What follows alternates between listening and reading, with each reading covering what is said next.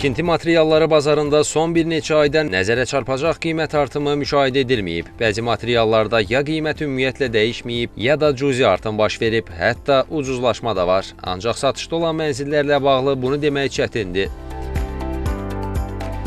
Ekspert Muxtar Ertuğran deyir ki, hazırda tikinti materiallarının qiyməti ilə mənzillərin satış qiyməti arasında anormal fərq hiss olunur. Bazarda vəziyyət dəyişməz olaraq qalsa da, evlərin qiyməti az qala hər gün artır.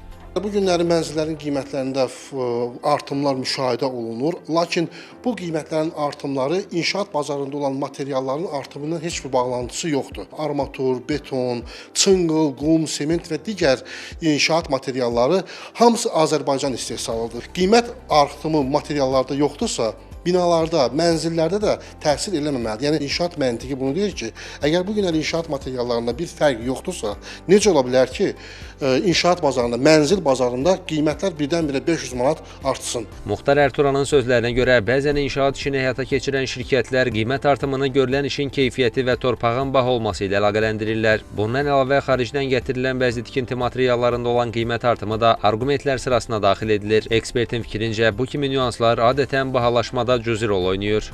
Artıq binalar arasında keyfiyyət məsələsi deyil, brend məsələsidir, rezidens məsələsidir. Kim daha yaxşı ad fikirləşəcək və ya kim fasad örtüyünü daha maraqlı eləyəcək və yaxud kim dizaynını daha maraqlı eləyəcək, qiymət buna uyğun dəyişir. Amma biz onun betonuna, hörgüsünə, keyfiyyətinə baxdıqda heç birinin keyfiyyəti digərlərindən fərqlənmir. Bu günləri biz bir binanı tikmək üçün Avropadan heç bir inşaat materialı gətirmirik.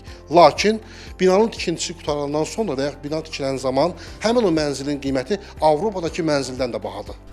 Ekspertlər bildirirlər ki, hazırda ölkəmizdə mənzil bazarında tələb təklifi xeyli üstəliyir. Artan tələbat qiymət artımını şərtləndirən amillərdən birinə çevrilir. Xələf Xələfov, Üzeyir Ağayev, Kənan Qafar, Xəbər Ertəsi.